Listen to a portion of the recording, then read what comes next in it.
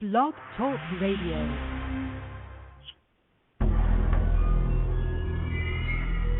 Does a monster roam the remote forest of North America?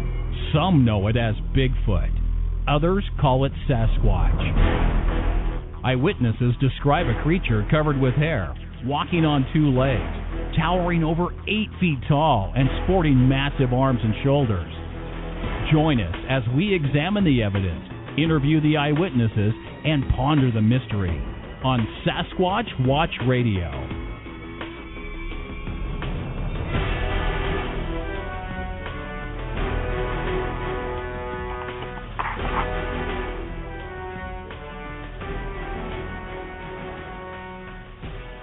Alrighty, everyone. Welcome to New Year 2014. Today is January 7th, 2014, and it's a new year. Welcome to the new episode of Sasquatch Watch Radio. I'm your host, Billy Willard, and let's bring on the co-host, the Creature Seeker. Hey, Billy. How are you doing? I'm doing great. I love that new intro. And intro sounds pretty good, doesn't it? It sure does. So how's your new year started out for you? Cold.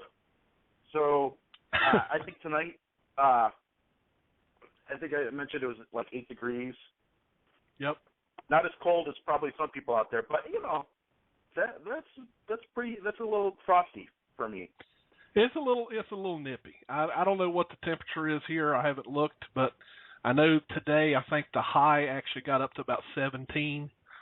Wow. A big difference, as you know, for us, because typically we stay in the high 30s and 40s. So quite a difference, too, when I walked out this morning and felt like my ears were going to fall off, and I was only out there for like 15 seconds. Well, you know, 17 is like bathing suit weather now. Yeah, it was pretty frigid, that's for sure.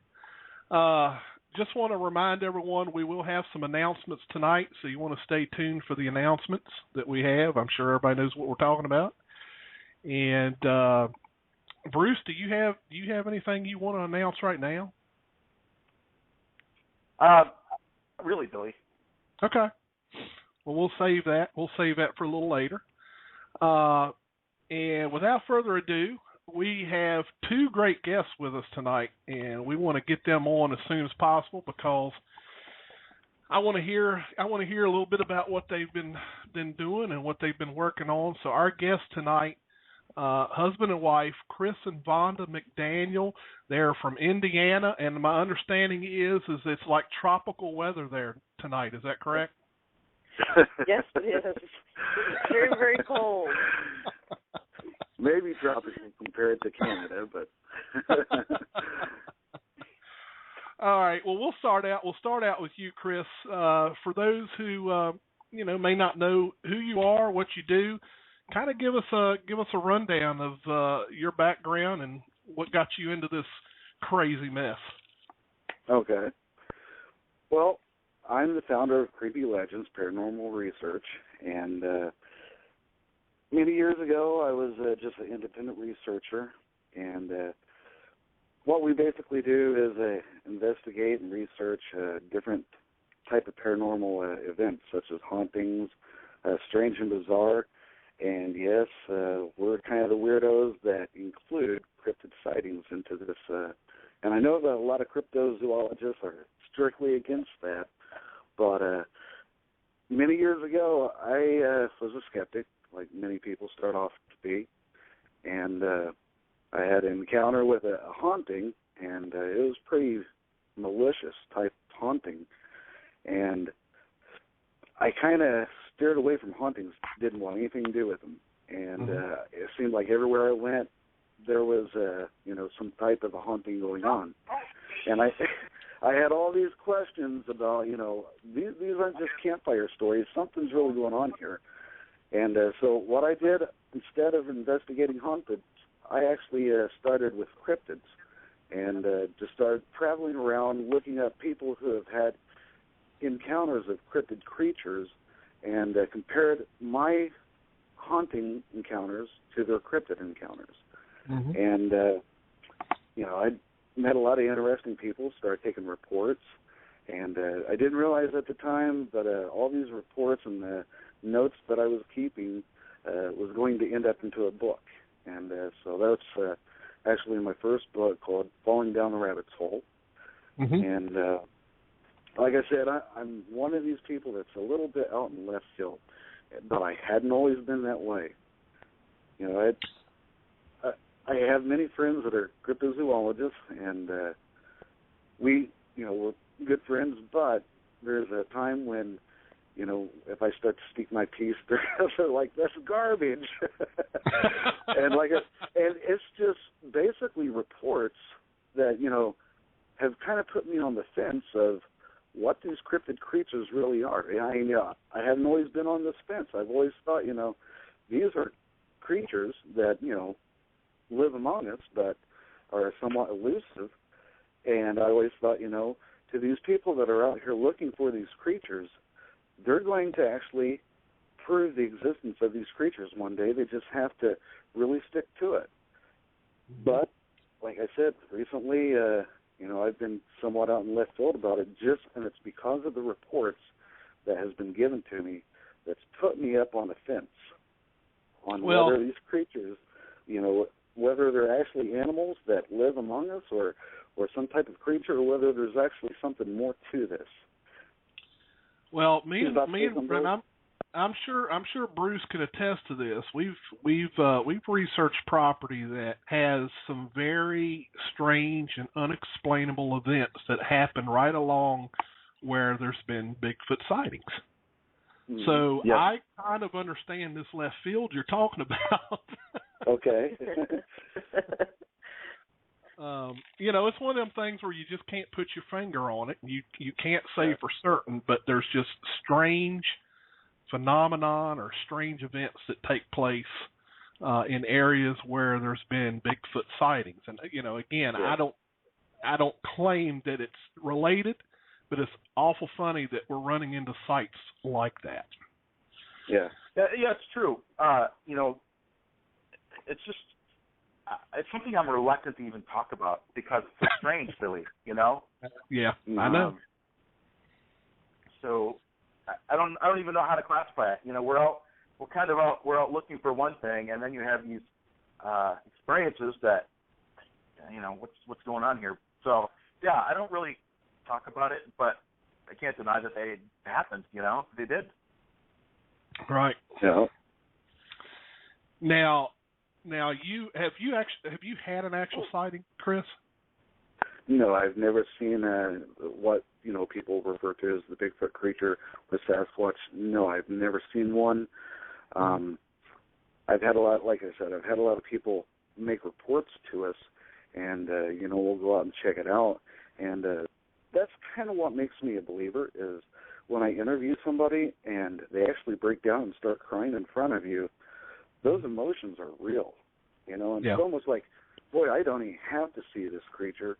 I just listen to their report and watch their emotions just flow and make me, a believer about it. And right. We have had some interesting results by going out and investigating some of these reports. Mm-hmm. Now, Vonda, do we need to blame Chris for dragging you into this? Yes, you do.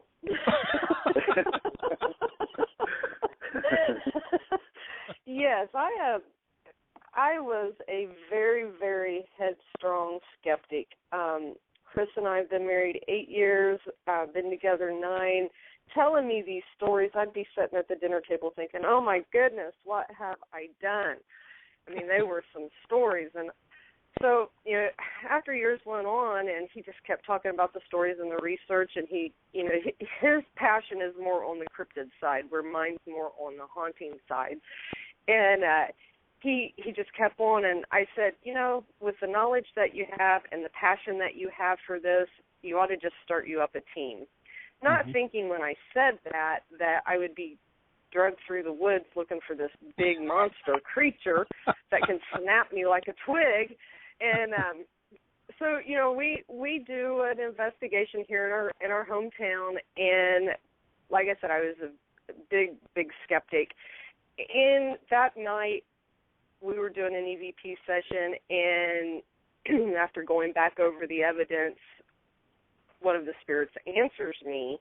I asked how many spirits was in the room with me, and they told me 8. Well, I knew that Chris and I were the only ones in that room, and it was a little girl's voice, and I knew it wasn't his. And that's what pretty much turned me around, like, hey, there is really something going on out here. And from that point, Creepy Legends just kind of took off.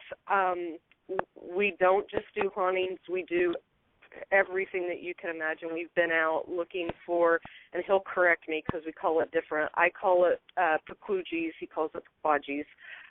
Troll-like creatures. We've been Bigfoot hunting. I am fascinated with black-eyed children and getting into the UFOs. So, yeah, I'd love to go sky watching. So, yeah, we're a team that does a little bit of everything. We do not cleanse, and, we go out and investigate to research and reveal. Okay. So you guys, I've got a question. You know who they remind me of, Bruce? Who? I hope somebody good. Yes. Stan Gordon. Oh, Stan Gordon. I mean, Stan, he researches all kinds of stuff just like that. I mean, UFOs, Bigfoot. I mean, all types of things. Yeah, it keeps it interesting. It keeps it. The Bigfoot hunting is just night and day different to the ghost hunting, and that's what keeps it so different, to keep your interest up. And when you find something, you just want more and more and more. It's like an addiction. You just can't get enough of the spirits, or you can't get enough of finding the Bigfoot evidence out there. Yeah. All right, Bruce, since I rudely interrupted you, I'll let you ask your question. Oh, no, it's actually a question from the chat room.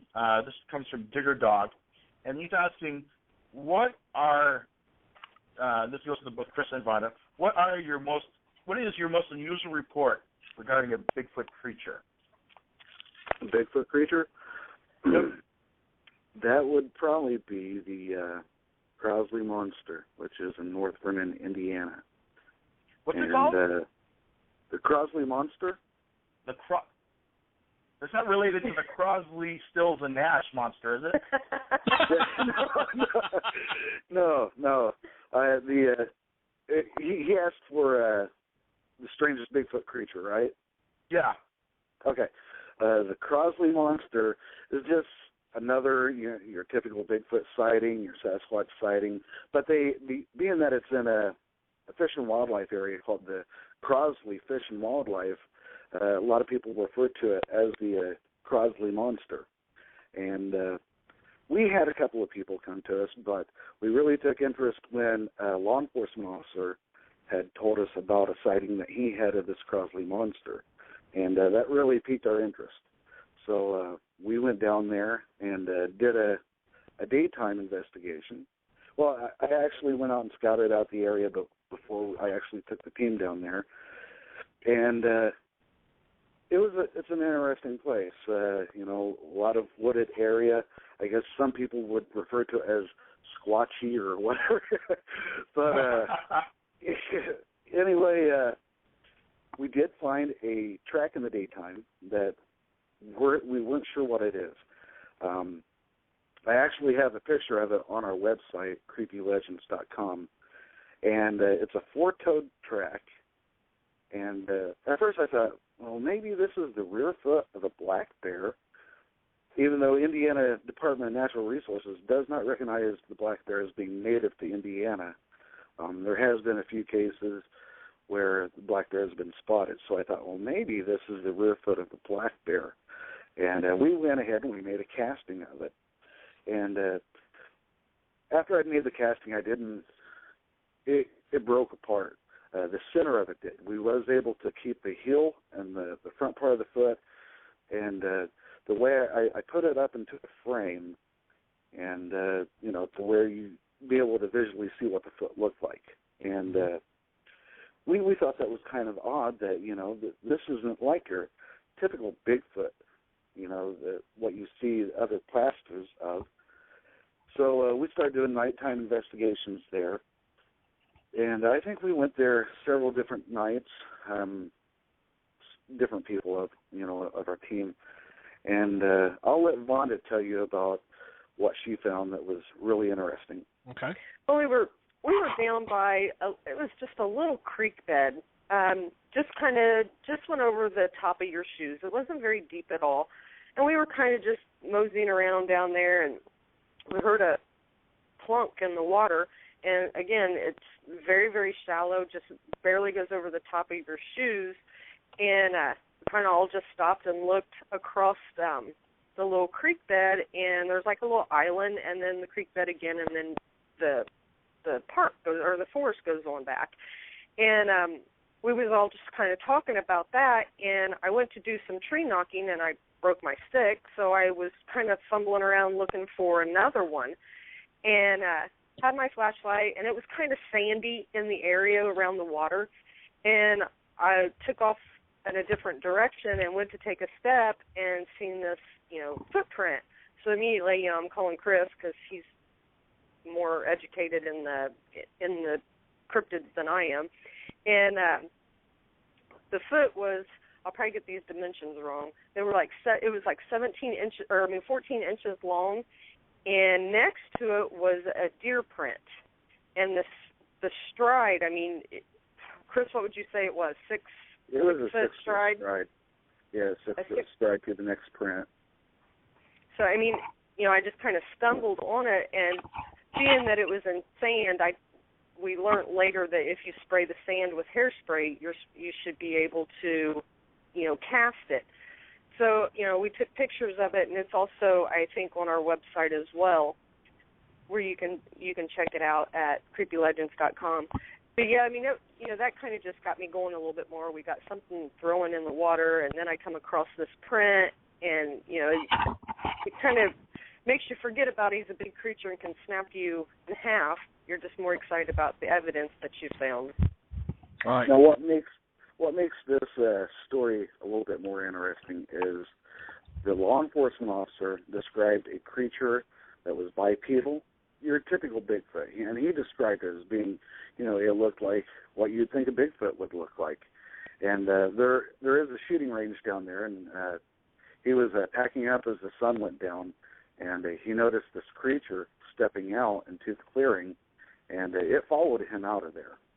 And the other report that we had was by a young gentleman who said that he's seen a bipedal hairy creature, and when it noticed him, it dropped down to all fours and chased him. Now, he said that he felt like he was running for his life to get out of there. And so once we had these two different footprints, and we have a picture of the deer track, not far from the footprint that you would assume would be your basic Bigfoot, the 5 digits, 14-inch long, kind of wide foot. We're good friends with Ron Coffey, and we know Linda Godfrey. Mm-hmm. We talked to them about these prints, and I think Ron gave us the answer first. Ron said the four-toed print he believed would be the what people refer to as the American werewolf. Okay. And we're kind of like, okay, so this is a werewolf print, not a bear print. And so when we talked to Linda Godfrey about it, she said it all makes sense to her. She said the reason being is because a lot of people report where you find one of these creatures, you will usually find the other because they compete for food source. Now, it all just kind of fit in together like a puzzle when, Ron Coffey and Linda Godfrey had said all this, because there we had found a large 14-inch footprint that had 5-digit toes that's kind of wide with a 6-foot stride, and it's near some deer tracks. Probably less than a quarter of a mile, maybe not even a quarter of a mile, maybe an eighth of a mile was the four-toed footprint that, they're referring to as the American werewolf. And, it was like, boy, we wasn't even thinking along these lines, but, two other cryptozoologists, or actually I don't know if Linda considers herself a cryptozoologist or, just an enthusiast on the American werewolf, but, that was their opinions, and, we take this casting with us to different showings, and we explain to people, we're not saying this is an American werewolf footprint, but, a couple other people do believe it is. So right. Take it for what it's worth, but that's the strangest thing that we've, as far as Bigfoot goes, is that, we did find these two footprints near each other. Well, that's pretty cool stuff. Yeah. That is kind of cool. Yeah, it's a very, very large park. I call it a park. It's really, a forest. And we do plan on going back out and doing some more Bigfoot research on that location. But, it does kind of, or for me, I get a little like, if that's a werewolf, he's not going to run from me. He's not going to be scared of me. Bigfoot might run from me. So, yeah, it's a little out of, I like the hauntings a lot better. See, I'm the exact opposite. I can do without the ghosts and stuff.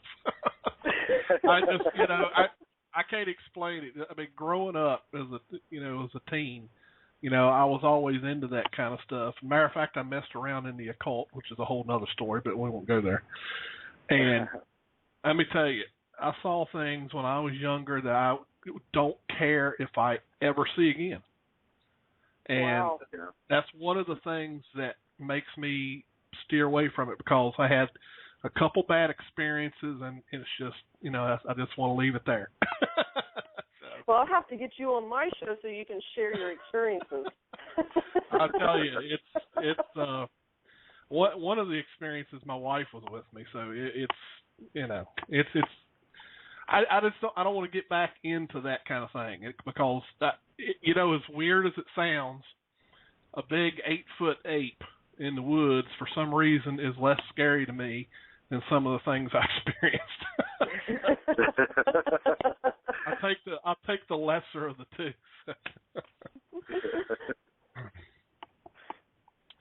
But now I think that one property me and Bruce was talking about. Go ahead, Bruce. Tell them what you took a picture of. Come on, man. Just tell them. Well, I don't know, Billy. Does this fall under the fluff category? Fluff? You can't call that fluff. It was really fluff. All right. Well, I know that some people who, when they listen to the show, and when I always talk about Bigfoot 100% of the time, they write in about how we're fluffing the show. So I just don't want to be, That's not it's not fluff. We were doing Bigfoot investigation when you took the photo. That's absolutely true.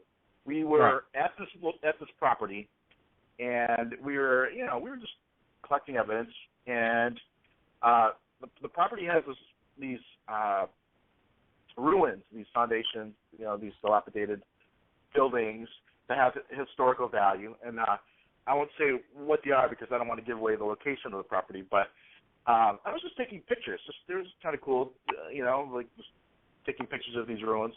And it was during the day. It was partly cloudy, Billy. It was just a warm summer day. Yep. It was or a spring day, and I didn't think anything about it.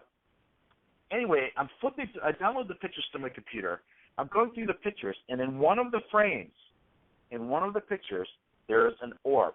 Now, the really strange thing about this orb is that I've seen a lot of, so-called pictures of orbs, and you can tell right off the bat that they're dust orbs or water droplets.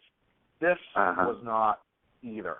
It was one large orb, and I think Billy's got the picture. He can send it to you, but it was an orb that seemed to emanate energy from a spherical center, and so I took that picture and I said, all right, well, that's kind of strange, because if this were an artifact, because there was something on the lens, I should see it in the pictures before or the pictures after, but it does not exist, and in the frames before, the frames after. And I thought, all right, well, maybe it's a reflection of some glass or whatever. But again, it doesn't show up in any of the pictures I took before that frame or the pictures that I took after. So then I took it in Photoshop and I inverted it. So I made, all the whites black and blacks white to see, if that could reveal whether it was a reflection or something. Yeah. And the mystery deepened because it could, when you look at the picture, you could see that it is some sort of energy that's emanating from the center of that ball. What is it? I don't know. Honestly, I don't know. We've had, Billy, how many supernatural researchers have looked at that picture and still couldn't offer any guess as to what that is? Well, no, they can't. There's been a lot of people that've seen it, and it's just, what can you say? You're used to seeing orbs in like nighttime photos, but here we've got in the middle of the daytime, you're seeing an orb which looks like it has energy as it's moving. I mean, wow. It's one of the first. I'd never seen one like that. So yeah, and just let me for the record, I'm not saying that orb is supernatural in origin. I'm just describing exactly the events that unfolded that day. So yeah, and I know there's some people in the chat room saying, "Oh, Bruce is talking about supernatural stuff," because they know me as a skeptic. Vonda, so they always get jazzed when I talk about supernatural stuff. All I'm saying is that, here are the facts of what happened that day. What that word is, don't know. Yeah. Don't know. The unexplained. Unexplained. So, yep, that's the only thing you can say about it. Unexplained. Yeah, it's just kind of weird. Now, Vonda, what's kind of interesting is that you were a skeptic, probably like myself, but you kind of have an open mind about some of the stuff you've been researching. I do have an open mind. Like I said, before I met Chris, never thought about the paranormal. Paranormal, somebody say paranormal to me, I'd probably laugh at them, like, whatever, and move on. Getting into Creepy Legends, having the team going investigating, it has opened my mind. I do have an open mind with all paranormal cryptids that's strange and bizarre. So, and I think going into any of it, whether it be the cryptid side or the ghost side of it, the haunting side of it, you have to go in with an open mind. If you go in with a closed mind, you've already got yourself convinced that it's not real, that it doesn't happen. There's nothing out there. Right. Well, I've been, invited out on expeditions with different groups. I've been out with the Legend Hunters. We did a overnight investigation of this, haunted, I think it was like a estate out in Pennsylvania last year. And actually it was the year before. And, some strange stuff happened. And I have it on videotape. I don't know how to explain it. And it's one of those things you set aside and say, okay, well, that's what happened, and I don't know why it happened or how it happened. Right. I mean, everything strange and bizarre that happens doesn't mean that it's paranormal activity. It doesn't mean just because a door moves, it doesn't mean that that's paranormal activity. You do try to. I don't know if I want to use the word debunk, but you try to see if there's other reasons why the door would move on its own. So, and there is a lot of teams out there that do that, any little bit, just like you were talking about pictures and orbs, you take a picture and there's dust particles and it's like orbs, oh, look what I got. You have to go in with an open mind, but you also have to realize that, hey, not everything is and could be paranormal activity. Right. Yeah, that's right. Right. Let's see here. We've got a caller. Let me grab this 724 area code. You're on the air. Hello, Billy and Bruce. How you doing? Good. Hey, Brian. Hey, Happy New Year to you guys. Thanks. Yeah, same to you. Hey, Bruce, I think that the orb was interdimensional. What do you think? Brian, don't even go there. What are you, the stress you up to this? Hey, I haven't teased you on the air for a couple months, so I'm just kind of itchy. I know. Well, thanks for just like Bigfoot, right, Bruce? Just like Bigfoot, it's interdimensional. Yep. Brian, did you have a question for the guests? I miss teasing you, Bruce. Yeah. Hey, this is for Chris and Vonda. We have a group here in Pennsylvania. We actually have two. One is a Center for Unexplained Events, and the other is the new group Center for Cryptid Studies. And we've been investigating, like you guys. We've been doing it a long time, and we investigate like you guys. We investigate UFO sightings. I was a former MUFON investigator. My wife is still a state section director. We've done more than our share of ghost hunting, and we research. My passion is still the cryptids. That's why I went to the Center for Cryptozoological Studies. One of the things that we do research is these werewolf sightings, so-called werewolf, dogman, however you want to say it. And that's why I wanted to call in. I was very interested. You guys are in Indiana. How close was these sightings to the Ohio border? There's been a lot of dogman and werewolf sightings in Ohio. Let's see. Crosley is probably, would you say, maybe about an hour away from Cincinnati? Is Vonda still there? Yeah, I'm okay. still here. I'm trying to calculate here in my head. Yeah, about an hour into. We're about an hour from Cincinnati, so I don't know miles-wise on the border of Ohio that would be. Yeah, well, I have a good friend and researcher that lives in Cincinnati, is Jody Cook, and he also researches a lot of werewolf sightings, especially in the western side of Ohio. We live close to Pittsburgh, PA, so we research eastern Ohio. We have received Bigfoot reports. Werewolf reports. We also do Bigfoot, obviously, because we're members of PA Bigfoot Society. Also, we've got them in Akron, Cuyahoga Falls. So there are more sightings of these creatures than what people let on. Yeah, I do agree with that. Yeah, we know Jody Cook and have been to some conventions with him, and actually went Bigfoot hunting with him in Daniel Boone. Was that State Forest? Yeah. National Forest? Yeah. Mm-hmm. So, yeah, someone in the chat room said it was about 70 miles, so from where we're at. So Okay. Yeah, so that could be if you guys are ever over in Pennsylvania or close to Ohio, look us up, man. We'd love to go out with you, our group, our members. We'd love to take you out to some of our hot spots. And like I said, we do awesome. it all. And we've been doing it. We have a huge library. We've been collecting this stuff and doing this stuff for over 20 years. So it becomes a passion, and you guys will find out if you haven't already. It starts to become an obsession. Yeah, and I think you'll find that the werewolves in Pennsylvania are a little less redneck than the ones that Judy Cook's been working on. What was the name of your group again? Okay, our older group, the group that's been around the longest, is the Center for Unexplained Events, or we go by CUE.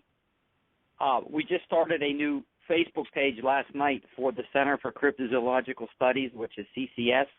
If you go on Facebook and type in Center for Cryptozoological Studies, if you send me your information, like your address and whatever, we can send you some of our material. We have CDs with a lot of sightings and things on it. One of the things that our group does is we do share a lot of information. We try to get our reports out, and we just love to share some of that stuff with you guys if you're interested. Oh, yes, very much. I'm looking. And we've been out with Bruce too. We've been out doing some investigations with Bruce, and he's wicked at a steakhouse. I just want to tell you that. Thanks, Brian. I tell you what, Bruce. I think Brian's trying to have us get a bunch of negative comments on the website again.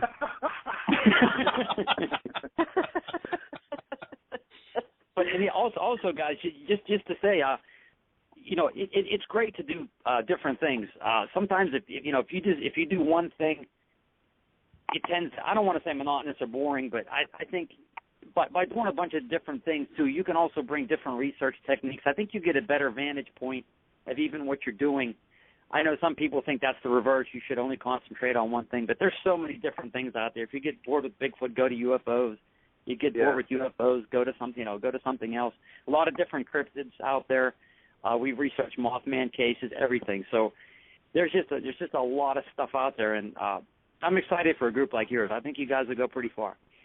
Well, you said that your wife is an investigator for MUFON. Is that correct? Yeah, she's still a state section director for southwestern Pennsylvania. Okay.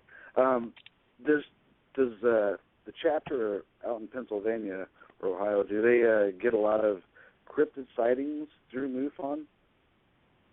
Well, we don't actually get them that much. We deal with a gentleman named Fred Saluga. He's the state section director in West Virginia, and he also works in Pennsylvania. And we're trying to push through to get some of those cryptid sightings around here in Ohio. He also does Ohio research. It's kind of hard to get some of these cryptid reports, but there are a small amount of Bigfoot reports associated with UFOs. There's not a lot, or at least not a lot reported, and I'm not saying that they're related, but there are occasional sightings when both of them do cross. So, we can maybe send you some information on that, too, what we have. Yeah. If you just contact. That's kind of what's kind of put me on the fence, as far as these Bigfoot sightings and so on, is there something really paranormal involved here that's happening, is because I was contacted by the chief investigator of MUFON here in Indiana, and they asked, would you start taking our cryptid sightings for us, because we don't want to touch the cryptid sightings. I said, yeah, that's fine, just pass them over to me.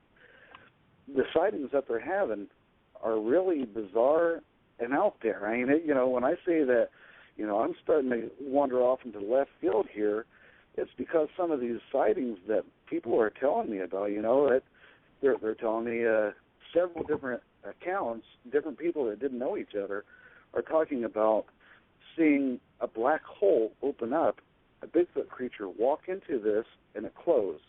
Now, that wasn't just from one person. This was from a couple of different people that didn't know each other, two different sightings in the same city. That was in Terre Haute, Indiana. So that's very interesting. Me up on the fence, like, what the hell is going on here? Yeah, well, here's the thing: what you're going to find, and you've already said this.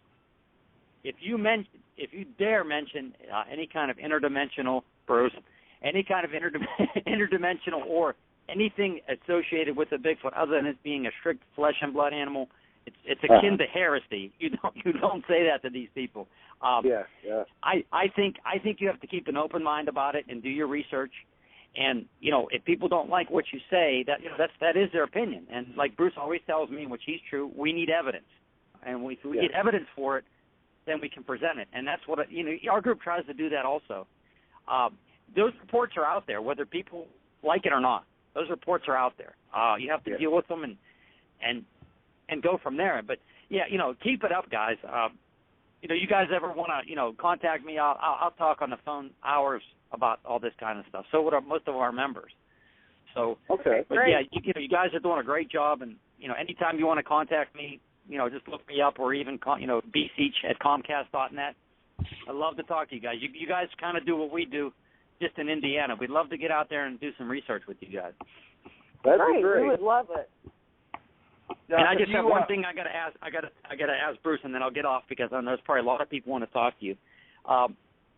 Bruce, we're waiting with bated breath about who is going to be at your the announcements you're going to make. But I do want to say I cannot wait to meet Arthur Vanderlei Newman and Cal Varnson. So I hope that we can all get together at the meeting, and maybe have a Coke or something. Brian, thanks for reminding me about the announcements. I almost forgot about the announcements. I've only been asked by 1,000 people about the announcements. So, but that's funny. Hey guys, I enjoyed talking with you. I want to get off because I want probably a bunch of other people want to talk with you. But you're doing a great job, and thanks, Billy and Bruce. You guys are awesome, and your show's awesome. And I got a call, and I kind of miss picking on Bruce, guys. So I'll get off the air and let you guys go, man. Have a great New Year. All right, Thank you for calling in. Thanks. Okay. You know, good night. I don't miss it. I don't miss it as much as Brian does, to tell you the truth. Good night, guys. Good night. Bye.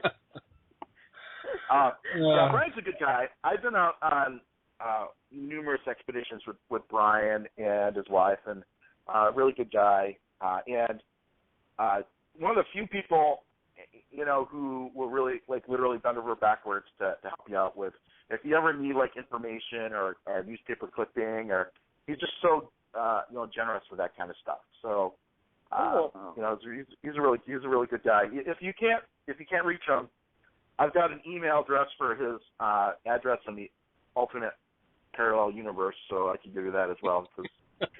Yeah, I'm still trying to find him on Facebook, because when I click that link that you put on there, it just takes me back to your radio show link. Does it really? Yeah. That is. That's why you see me go out and then come back in. Yeah. So. Yeah, I clicked right on his because I went to it, and then up in the address bar I just clicked on. Now I got it. Okay, But yeah, the first time I clicked it I don't know. It could be a me thing. Who knows? All right, we've got another caller holding for you guys. Everybody knows this fella, Mr. Henry May, down in the South. Henry May. Down in the frozen South. Well, deep freeze. So what are you saying? It got down to 60? Yeah. Well, there were actually some record lows broken last night and night before. So, but it's not supposed to get as cold tonight, and they're talking about highs in the mid-60s by the weekend. Oh yeah, that's my kind of weather right there.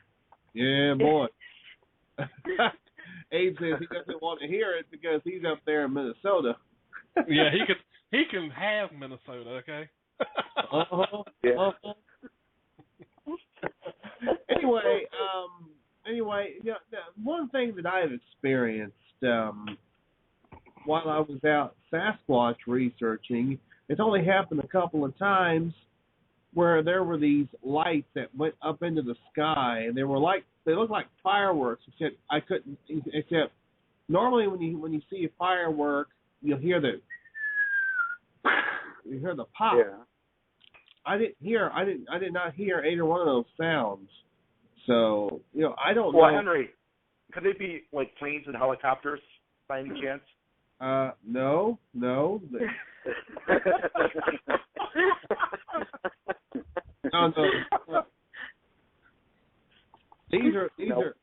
These are like, I mean, it looks like fireworks going over, or maybe a flare going up. Except it doesn't make any noise. So it's very strange, very unusual. Now, when we were in the Daniel Boone National Forest, we didn't see it firsthand, but we heard other people mention that they were seeing like light anomalies through the forest, and they kept seeing through the thermal flare. They would see this figure step up behind a tree, and it might have been Jody Cook that kept running up to where they were seeing this, and it would step behind the tree and nothing would be there. And like I said, me and Vonda wasn't able to actually witness that, but they were talking about there was lights in the woods as well during this event. But they, you know, were describing it like, you know, kind of looked like flashlights, but they couldn't find anybody through the FLIR camera of proving that it was somebody with a flashlight. Yeah. But as far as the bottle rockets, I had never heard of that type of phenomenon. That night we also heard the whistle. With, yeah, we did you know, hear the whistle. Everything else going on, because it was someone actually was having a heart attack during the investigation, and in the mess of getting to him and trying to get him back up the hill, you know, we heard a loud whistle. Like, you know, I can whistle with my fingers, you know, with my in my mouth, and that's kind of the way it sounded. And nobody really knew where that came from. Mhm. Yeah. Very interesting. Yeah, Abe talked about that very case yesterday of the guy who had the heart attack. Yes. Yeah. Was he at that investigation? No, but he heard about it. Yeah.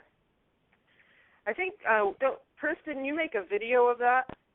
I think so. I think we included that video on YouTube. Keith Forner, I think, was the one that had the heart attack. Yes. Yeah. Oh yeah. Yeah. Jody Cook and Ron Coffey were both there that night.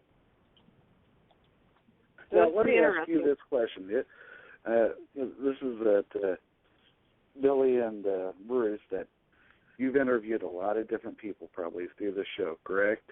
I mean, on this topic, would you think that it does you any good to walk through the woods trying to be quiet, trying to sneak up on this creature? Do you think that actually does any good? Or do you think this creature already knows that you're there before you'll ever know that he's there? Well, it's funny that you asked that, because I think Billy and I commented on another show. Billy, do you want to talk about that little experiment that we did? No, go ahead. I'll let you do that. So, all right. So your question is, are we, when we try to sneak up on these creatures, are we actually sneaking up on them, or do they know that we're there? I think that if you live in an environment and you're so in tune with sort of the rhythm of that environment, the sounds of the birds or things like that, I think that you will instantly know when something has sort of broken that rhythm. Yeah. I've been hunting many times where when you walk into the woods, you make a lot of noise because you're walking through the woods and everything stops. Only when you settle down do things sort of like come back to normal. You know what I mean? Yeah. Billy, one night we were out on an expedition. Billy and I were with a group of people, and we decided just to sort of hang back on this trail. So the rest of the group, they went down this trail, and we were listening for some activity, and we were right out in the open. And we weren't hiding behind a tree or anything, but we're just sitting right out in the open. And we watched the whole group come back up the trail, shine their flashlights at us, and not even know that we were there. And walk right by us. And they knew, that's where we said, we're hanging back here. So they knew whereabouts we were kind of hanging out. And I think that if you're, it's easy to miss things in the woods if you're not so in tune with it like forest animals are. Yeah. Well, the reason I ask is I would tend to agree. I don't think you're going to sneak up on a Sasquatch. No, I don't think so either. The reason that I ask is a lot of times when we were in the Daniel Boone National Forest, we were with a lot of people. It was, I think it's 3 different teams. And a lot of people saying, oh, you're not going to catch Bigfoot that way. You get a lot of people, you got too much going on. And really, all we were doing, we would talk normal voices to each other, turn and talk to each other. And my theory, or not really theory, my thoughts on it is, if this really is a primate or it's in that family, if you used to ever go to, let's say, Costa Rica or somewhere like that where you can actually kind of watch the primates in the tree, as long as they don't feel threatened, they're curious about you. They're going to, kind of follow and watch, see what you're doing. Now, if they feel threatened, then they'll take off in the other direction and hide. And, human beings are the same way. If we see a big something to do going on, we're curious. We want to rubberneck and see what's going on. And, if this creature is anything like us or like a primate, I think it would probably do the same thing, that the noise, we don't go as far as, what's that guy's name, Bobo or whatever, shooting off fireworks and having parties and stuff in the woods. We don't go to that extremes, but we think, if you're just being natural about everything, you're just being yourself and being natural, that, maybe this creature won't feel threatened and be curious about what you're actually doing. Yeah. But, we're willing to try any type of technique that's out there, just whatever somebody says to try, we'll try it, whether it's tree knocking, whistling. We've tried, the howling, like everybody, does the hoops and the howls on TV, and we thought we've never had any luck with this, so we've kind of just thrown that off to the side. Yeah. Yeah, and I had another strange experience over 15 years ago where I was going south. It was about 2 hours before sunset. It was a cloudy day,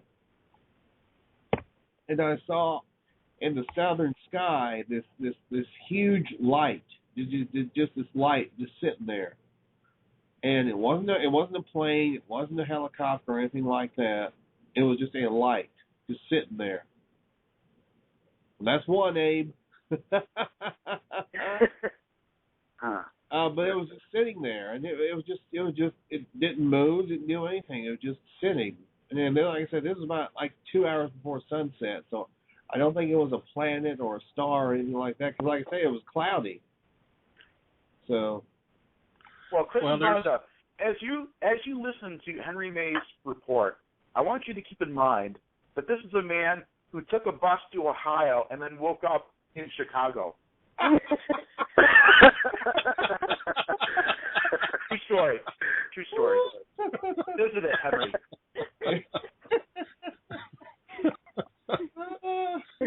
Oh, man. Hey, I didn't know Ohio was known as the Windy City.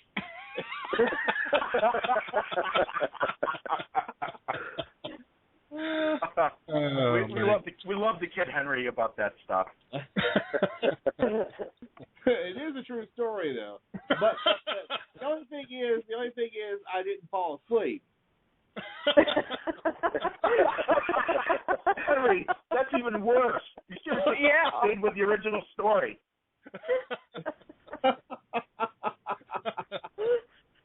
Oh, man. But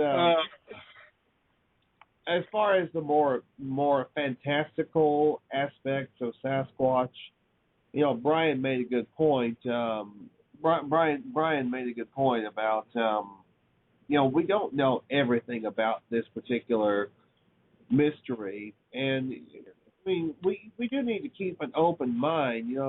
We may not necessarily agree that Sasquatch is more paranormal than anything else. But then again, but by the same token, those people who espouse those views, they have the right to believe that if they want to believe that. Who are we to say, well, you're crazy or something like that? Yeah. Well, Henry, here's the thing: people have a right to believe whatever they want to believe, and I'm not taking that away from them. I always come on the show, and people, say, oh, Bruce, you're a skeptic. But it's because I just request a little bit of evidence. So, there's a difference between talking about, the facts of the case and making a projection from the facts of the case or a hypothesis based on the facts of the case, right? So the facts of the case are witnesses saw, a circle open up, Bigfoot walked into it, the circle closed.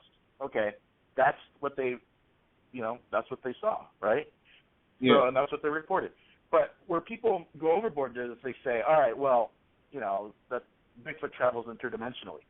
So they make that leap from that to, and there's nothing to support that. Yeah. So that's all I'm saying. Yeah, I get where you're coming from. Our good friend Sean Porker has said in the past, everything we have on Bigfoot is a theory. It's just that some theories are more popular than others. Right. No, I agree. Yeah. I have to agree with that, Henry. I mean, there is a lot of things that we can't explain, and quite frankly, footprints, hair samples, all that stuff, unfortunately, will remain circumstantial until we have something concrete to put this thing to bed once for all. I mean, it's just the way it is. Yep. And do y'all think that this $10 million Bigfoot bounty is going to do it? No. I don't think so. No. Holding my breath on that one. Yeah. I'm not. I refuse to watch that show. I absolutely. But I do want to see what people say about it afterwards. That's for sure. Don't worry, I'm sure they're already shooting season 2. I've got pretty good word on that. So. Yeah. I mean, that's coming from Henry. That's coming from Henry May, who watches anything. So that's pretty amazing, Henry. While he's sleeping on his way to Chicago. Now we got Vonda on you now, Henry.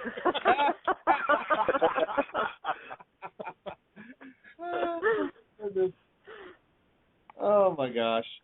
But one thing that I'm always interested in is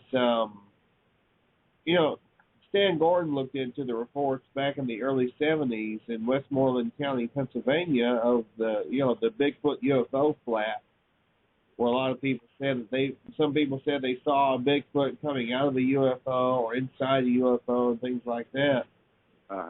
And who's to say those people are wrong?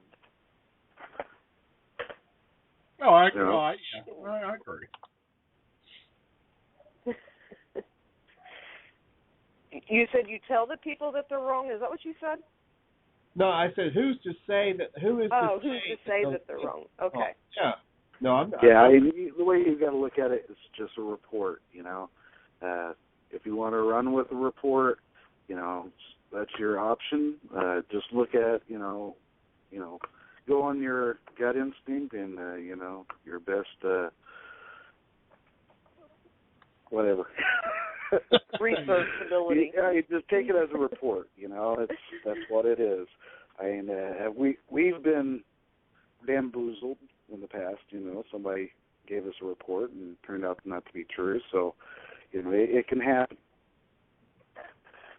Yeah, there was one guy named Eric Beckyer, aka EB, and he was a very, very vehement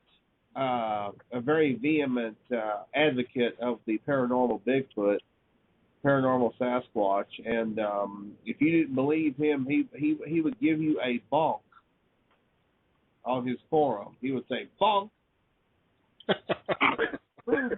You can't just prove. Yeah. He would say, "You're not." Unfortunately, Henry, I think it's gotten worse today. I really do. I think it's gotten worse today. Yeah, certain individual, at least one certain individual out there, saying that Sasquatch is cloak.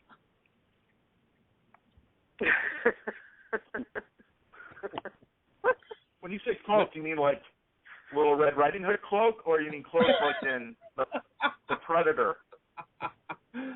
More like the Predator, yeah. All right. Well, what do you got to say about that, Bruce? I've heard it all, Billy. I've heard people say the reason why Bigfoot can't be photographed is because they have anti-photographic fur. I've heard that. All right. To go back to the earlier question, and Chris and Vonda, I think, would agree, if we have unlimited resources and unlimited time, unlimited money, we follow up on every sighting report, but we don't. We have regular jobs and we only have a small amount of time. So basically, when you get a sighting report, you have to decide, is it compelling enough for me to follow up on it? I hate to say it, but you do have to make those kinds of decisions. Yeah. Yeah. Well, it's you hear all types of interesting stories about this stuff. But that's just, and Flycatch does have a point. I have heard that there is cloaking technology. That's true. Now, I have heard that on the military side of things, that they have come up with some type of a cloaking technology, but I think it's more of a, well, for example, which one of isn't it the stealth fighter that kind of has the way the bottom of the plane is designed, it kind of blends in with the atmosphere, with the sky or whatever? Mm-hmm. I think it's the stealth one. Yeah, the thing with the stealth plane, Billy, is that there aren't any sharp angles, so that when conventional radar is pointing at it, the signals aren't bounced back because there aren't any sharp angles on the plane. So it has what's called a very, very small radar signature. Right. But I think the cloaking technology that people are talking about that the military has developed is very much like that movie, with Arnold Schwarzenegger, The Predator, where when it's activated, you can almost like see through to the other side, what's on the other side. So you almost what you see is kind of like this blur. Right. And I think that technology is more fiber optic related. So they found a way to, using fiber optics, of making the light, say you're sitting there, the light pass through the fiber optics and make it look like you're looking, someone's looking at what's behind you. And so that gives you the appearance that you're cloaked. Okay. If you can project in front of you what's behind you, in theory, you can't be seen. So right. That's the kind of technology I know that the military's been working on, and it's kind of cool. Just the concept of it, That is cool. Yep. And people out there are kind of laughing, but let me remind you that there are a lot of things that were deceived, either in the literary realm or the TV realm that are now reality, right? So, remember Star Trek came out in the 60s, and they had those global locators where they could locate anyone on the planet, a positioning system, and that's reality now. It's GPS. Right. Remember those electronic clipboards? We have those tablets now. Remember those communicators? We have all that now. So it's kind of interesting. Yep. Doors that open in front of you.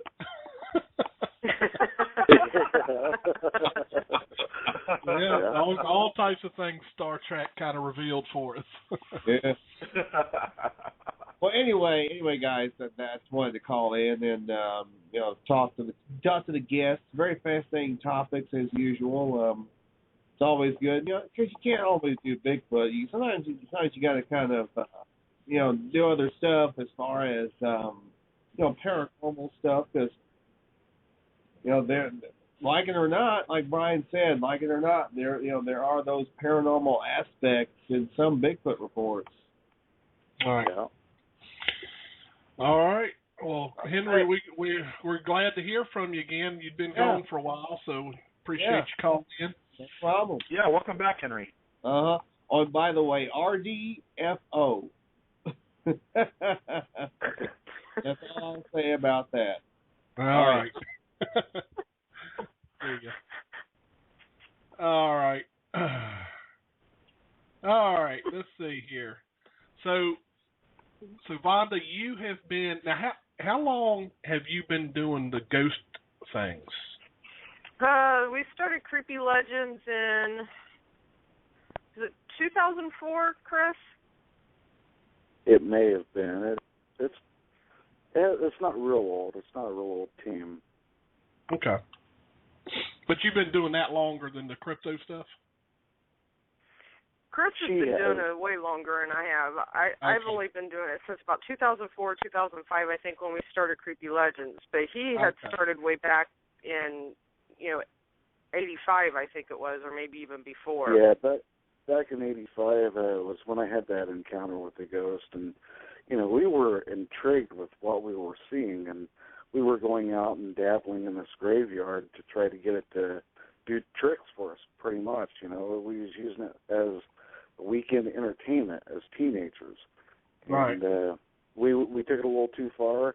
One of the individuals was dabbling, and actually did a malicious attack on him in front of, 4 or 5 of us.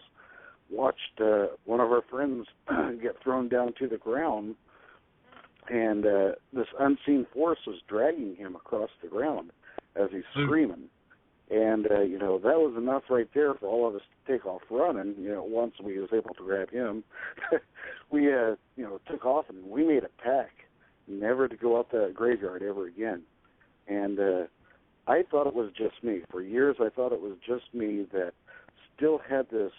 I was intrigued by what took place, even though it scared the crap out of me, and I didn't want anything to do with ghosts. I was like, something's going on here, and I want to know more. So instead of, trying to do more research on the haunted part of it, I wanted to interview people. To give you a little bit of insight, I've always had an interest in wildlife management, anything that had to do with animals. So cryptozoology was right up my field. I worked at the Indianapolis Zoo for several years as a supervisor, and that's when I decided to go back to college and get a degree in wildlife conservation. And so it's always been right up my field, with the cryptozoology, the creatures, the monsters.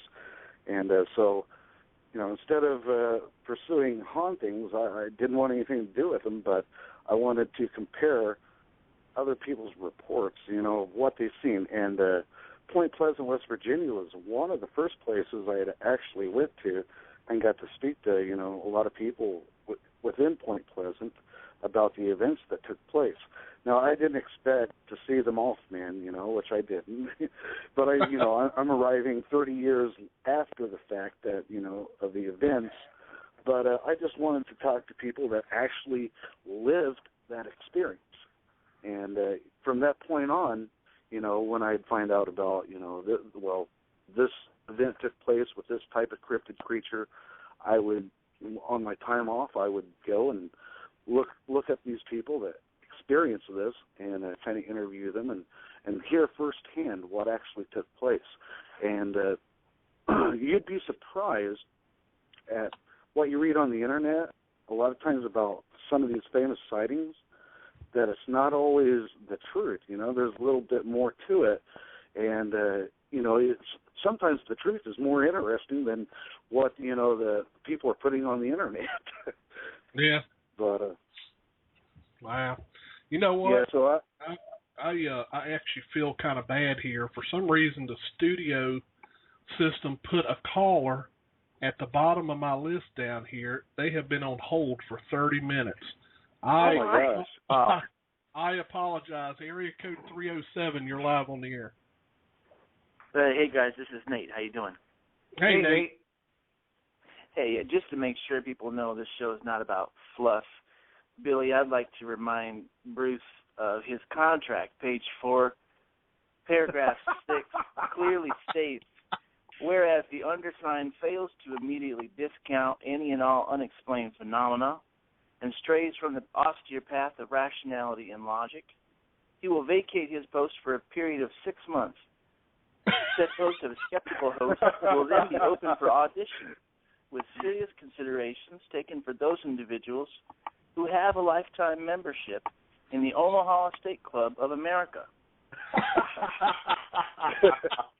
So I'd like to put my name in the ring here until he can recover his senses and go back to his original. I'm just kidding. I'd throw a little bullying in there. 2 questions for Chris and Vonda. First, the Bigfoot or the Daniel Boone Forest.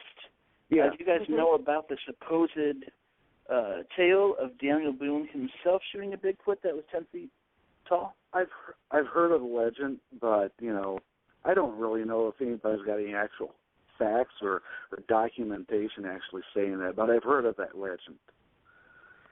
Yeah, it's kind of a secondhand. It was recorded in a book that came out in 1992 by John Mack Farragher. So I just wanted to ask that. And then the other thing is, Pukwudgies are kind of interesting. I've been doing a lot of research myself into little people accounts, mostly in the West where I was.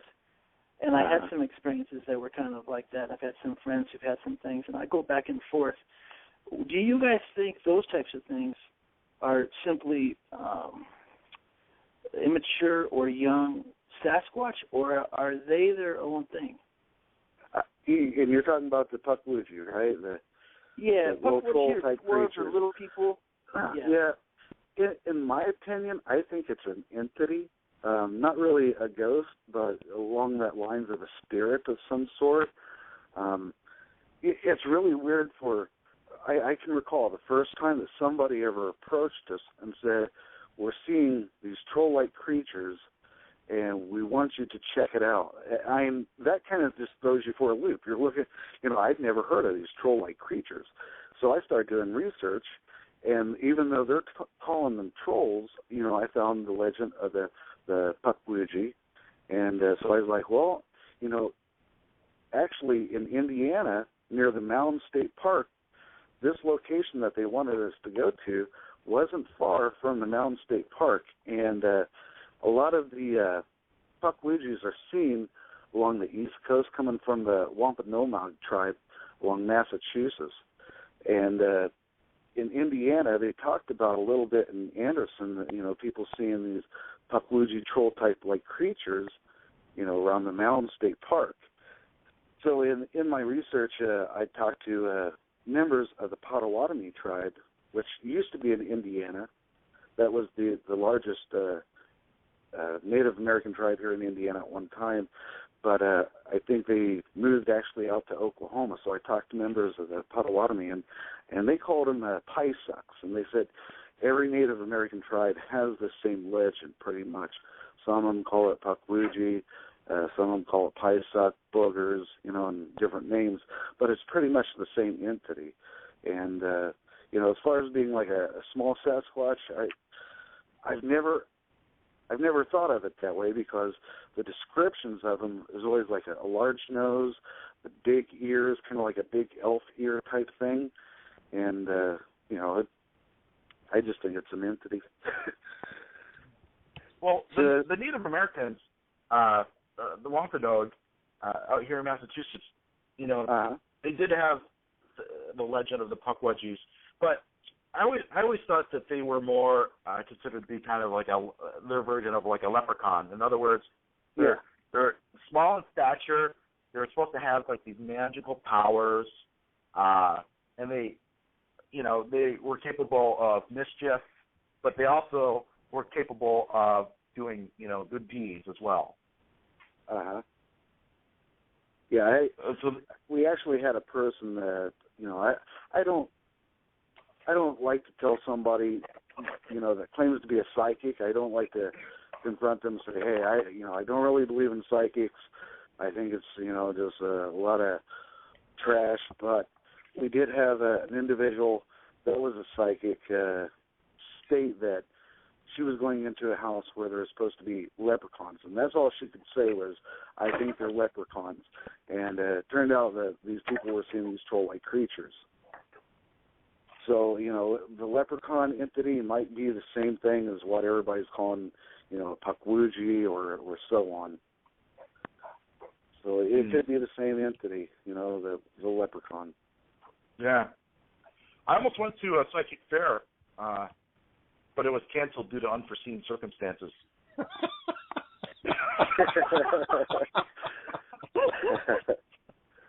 Awesome. Well, thanks, guys, for answering my question. I appreciate it. Y'all have a good night. Thank you for calling in. Thanks. Thanks, Nate.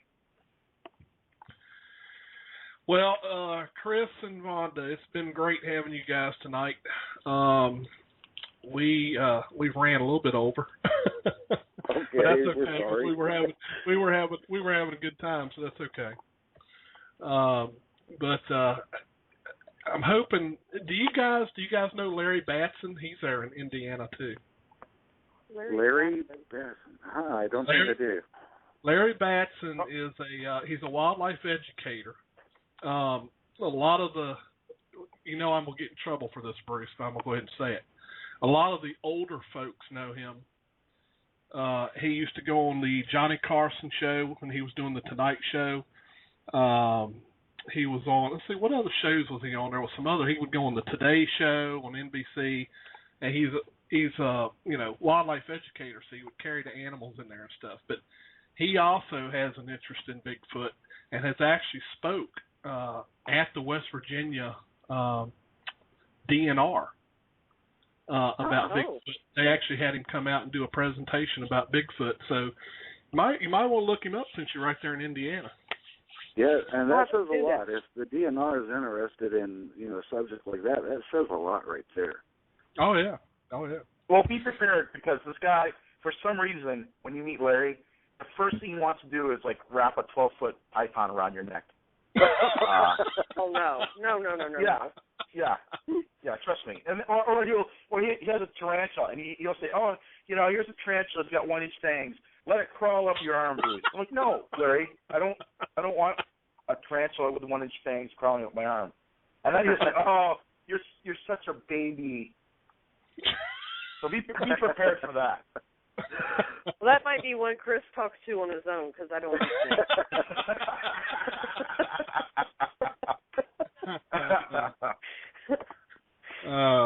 Well, it's been great having you guys.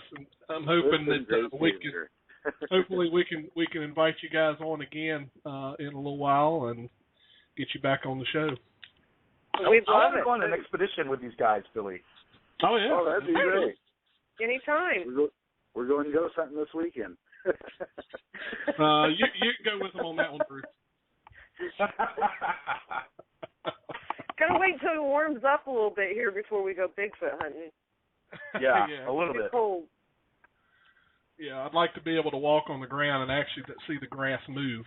Yeah. Show your feet. Yeah. Well, thanks, guys. We appreciate it. Chris, Vonda, thanks so much for being on the show, and then we will be in touch with you guys for sure. Okay, thanks for having us. Thank you. Have a good night. Thanks, guys. Bye. All right, you too. Bye-bye. Bye-bye. All righty, Bruce. What a fun couple, Billy. They were really fun. Oh, yeah. It was. It was a great interview. I love the stories. Those are the kind of interviews I like to have. What's so great about that is that, you're talking about, this couple, they go out, they're actually out in the field, collecting evidence. They're actually out there doing stuff. And, it's great that, Vonda, who, was really skeptical, it's great that she has, enough of an open mind to actually go out there with her husband on these expeditions, Right. Yep. Yeah, it's great. It's great to have a husband and wife pair out there working together. Great stuff. Well, let's see. Is that the end of the show, Bruce? Or? Well, I don't know, Billy. Do we have enough time to make any announcements now? It's quarter after. I don't know. It's kind of late. Yeah. Do you think we should hold off until next week's show to make some announcements? Yeah, you do that, and we're gonna get some hate mail. You think we had some negative comments on the website before? I think you better go ahead and spill the beans. All right. So we promised before the winter break that we are going to talk about our speaker lineup on the show. So I guess don't want to make a liar out of ourselves, Billy, that we should probably do it, huh? Yeah, I think you better go ahead and do it. Well, I'm really pleased because, we really do our best to bring speakers out to Preacher Weekend who we think are timely and engaging. And we've really had pretty good luck with that in the past. So, the first year we had some really great speakers. Last year we had a phenomenal lineup as well. And the challenge is to really, have another great lineup. Right. So I'm pretty pleased this year that we have followed in that tradition. So, as always, one of the speakers will be our very own Doug Waller. Now, Doug is it's an amazing story because here's a guy who he's really evolved as kind of, one of the, I don't want to say experts, but one of the people more involved in the Salt Fork area. We've got Terry and Treva John, Doug, Doug's group, the Softy. They really had a lot of events up there. Doug got a camp out at Salt Fork at least 4 times a year where people get out there, and he's able to get people together. And he's got his Bigfoot group that meets every other month down there. So he's able to get a lot of reports and really been able to marshal a lot of the resources down there. And, Salt Fork has had a history of sightings. And we actually have had some recent sightings. And to this very day, and I think, Billy, if you remember, it was at Creature Weekend last year where they had some sightings. And that's correct. Matter of fact, that was I think that was Walter Tippy, if I remember correctly. That was, So it's really cool. It's really cool to have Doug back. He, is always a very funny. He has a funny presentation. People always enjoy it. Last year he came out with his book, and I heard he's working on a second book, but he ran out of crayons.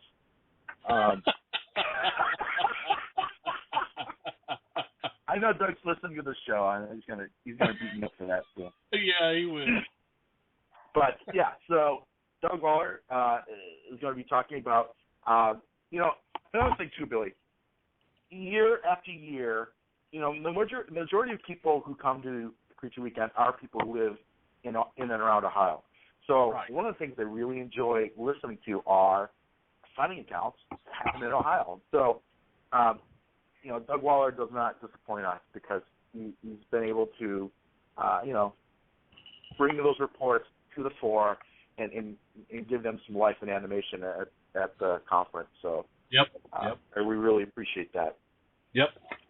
And in that same vein, our second speaker also hails from Ohio, and that would be Tim Stover. We've had Tim Stover on the show, and he just seemed like a really great guy. Most people who know him say really good things about him. And he's also done some work up in a different part of Ohio than that Doug's doing his research in. So he's going to be talking about some of the activity that he's actually been involved with out in Ohio doing Bigfoot research out there. Now, Tim is a funny guy. He is a business owner, and when he's not, running his business, he's out there doing research. He's been doing this for 20-some-odd years, I think 22 years, and I think I've known people who've gone out with him on expeditions, and so it'll be kind of interesting to see the evidence that he's going to talk about at the conference, because it's evidence that I've heard about, I've heard people talk about, but I've actually never seen the evidence or heard the evidence. So that would be really cool. So for those people who are, from Ohio or interested in activities or, Bigfoot research going on in Ohio and some of the Bigfoot activity in Ohio, I think both Tim and Doug are not going to disappoint you. Not at all. I think, there's going to be a lot of stuff that they're going to be talking about that's actually happening in their Ohio. So, that'll be a really interesting, presentation there. Yes. The next speaker, who I'm proud to announce, will be it'll be Dr. Jeff Meldrum. So Dr. Meldrum, the guy is everywhere. He's on TV, he's on these documentaries. He's just really a great resource when it comes to Bigfoot, and I'm really excited to have him at the conference. So, for a couple reasons. So the first reason is not only because he's a great guy, but he also will be. He came up with this. How do I say? He came up with this Bigfoot field guide last year, And for those people who buy a ticket to the barbecue finale that's put on by Sasquatch Watch Radio at the conference, they're going to get a special treat because Dr. Meldrum, not only will he be speaking at the conference, but on the following Sunday, he's agreed to actually give a little seminar based off of his Bigfoot field research guide. So that's going to be really cool. Yeah. You know, and it's going to be nice, close, and personal, too. It's going to be really close and personal. In fact, you know, he asked that we keep the group fairly small because, you know, he felt that, you know, a large group probably wouldn't be able to get the same benefit out of it. So, you know, again, it's only going to be for those people who buy a ticket to the barbecue that we're hosting on Sunday. And it's really cool because here's a guy you've seen on TV, you know, many times. You've seen him on Monster Quest. You've seen him, you know, anytime something comes up of any interest in Bigfoot research, they're always asking Dr. Meldrum. Yep. But it's really cool to be able to actually attend a class that he's teaching about how to collect evidence. Now, we've had classes in the past about how to collect evidence. In fact, every year that we've had Creature Weekend, we've had evidence collection classes. And, you know, it's part of our, you know, our charter that we, you know, we want to promote the education piece of it. And I think it's going to be really cool, you know, to be present at that class, that seminar that he's teaching on Sunday. So it sure will. A little bit extra, you know, a little bit extra activity that he's going to be doing for us that weekend, and you know, that's going to be a good time. Yes, it will. And the next speaker that I'd like to announce is Bill Munns.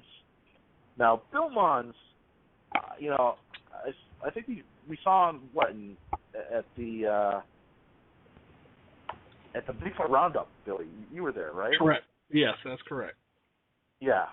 So Bill Munns has done a lot of research. He's done a lot of work on the Patterson-Gimlin film. Now, for those people who don't know Bill Munns and who didn't listen to our show where we had Bill Munns as a guest, Bill Munns spent the large part of his life as a special effects creator. So he was actually involved with, you know, films like, you know, Swamp Thing, and his sort of expertise was to make things seem as real as possible, right? Yep. So he uses special effects. Bill Munns has agreed to give us a special presentation on the Friday night before the conference at the special VIP dinner, and that presentation will be on the science of hoaxing and hoax detection. Now, Billy, what better guy to give that presentation than Bill Munns, right? That's correct. There's a guy, you know, his special effects is what, you know, basically his expertise. It's making things seem real. And he's going to be talking to us about what to look for with hoaxes and how to identify them and what are the telltale signs. And I think I would agree with this, but he believes that, look, whenever you have a piece of evidence, it's really incumbent upon the investigator to scrutinize it. In other words, don't just collect evidence and without vetting it, release it as Bigfoot evidence. Right. So that's what that presentation, the Friday night VIP dinner presentation, is going to be on. Last year we had Ron Moorhead give that presentation. This year Bill Munns is going to be giving that presentation, and that will be a lot of fun. That will be fun. The only difference is last year Ron Moorhead, you know, spoke at the VIP dinner but did not speak at the conference. This year Bill Munns is doing a separate presentation at the conference. So He'll be talking about hoax detection at the Friday night VIP dinner. On Saturday at the conference, he'll be talking about a totally different topic, which is he's going to reveal some startling new, what do I want to say? Startling new subtleties or revelations about the Patterson Gimlin film. So that will be phenomenal. I think that will be interesting. That will be. So great lineup. So give everybody the dates so they can start planning. All right. The dates are May 16th through the 18th. Now, May 16th being Friday, and that's when we're having the special VIP dinner. The tickets are going to go on sale probably, I would say, next week. So keep looking back at the website, and I'll have instructions on how you can purchase your tickets. Also, we're going to have vendor tables again. So the vendor tables are, if anyone's interested in vendor tables, go to www.creatureweekend.com, and there's instructions there, but we can email to get information on vendor tables. We are going to be offering vendor tables for $125, and which is, a pretty good value. It was the same that we charged last year. And as you know, Billy, vendor tables are way more expensive than that these days. Oh yeah, that's for sure. Yeah, that's for sure. So we've already got people signed up for that. There's a waiting list for vendor tables, and so if anyone's interested, go to www.creatureweekend.com. And again, Creature Weekend is being held in May 16th through the 18th. That's right. May 16th is this Friday. May 17th is the day of the conference. May 18th is when we're hosting our special barbecue event. And we don't have enough time to talk about it right now. In fact, Billy, we are actually over our time. So yeah, we're it's okay. It's being put in the archives, so it's fine. So it'll be so people can listen to the archives. But on another show, we can talk about. Well, you can talk about the Creature Weekend experience. Yep, we can definitely do that. That's gonna be a lot of fun. Do we have any? Do we have an idea yet of when the date? What date the tickets and all will be available online? We don't have an idea, but we're looking at next week. Okay. We just need to. We need to make some. We need to finalize some pricing with for food and things like that. Okay. But once we get that, we're probably looking at like another week from now. Okay. And Billy, I wouldn't be surprised if it were next Tuesday. Oh yeah, very, very well could be. I'm not saying it will be. I'm saying it would not surprise me. All right. Well, we'll definitely make the announcement if it's up and ready. So that's for sure. All right. Well, I think we've wrapped up another one, Bruce, for the new year 2014. And next week, join us here. We're going to do a Topic Tuesday. So definitely want to join in for that. And do you have anything else, Bruce? If not, we'll cut this show loose. Well, yeah, we're already over our time. Maybe I'll save it for next show, Billy. All right, that'll be fine. All right, so till next Tuesday night, 9 p.m. Eastern, everyone have a great week and try to stay warm. Good night, everyone. Good night.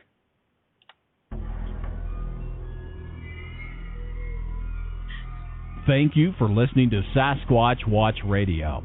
We appreciate every one of our listeners. We hope you enjoyed our program. Don't forget to tune in again next week for another fun and informative program. Please visit our website at www.sasquatchwatchradio.com and leave us a comment about the show. We want to hear from you. Until next time, keep on looking for the big guy.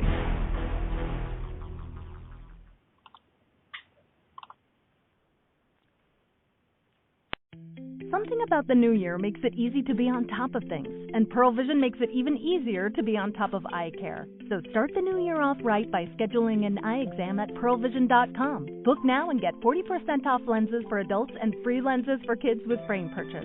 Valid prescription required. Valid at participating locations. Restrictions apply. Taxes extra. See store for details. Ends 3/31/24. Exams available at the Independent Doctors of Optometry at or next to Pearl Vision. Some doctors employed by Pearl Vision.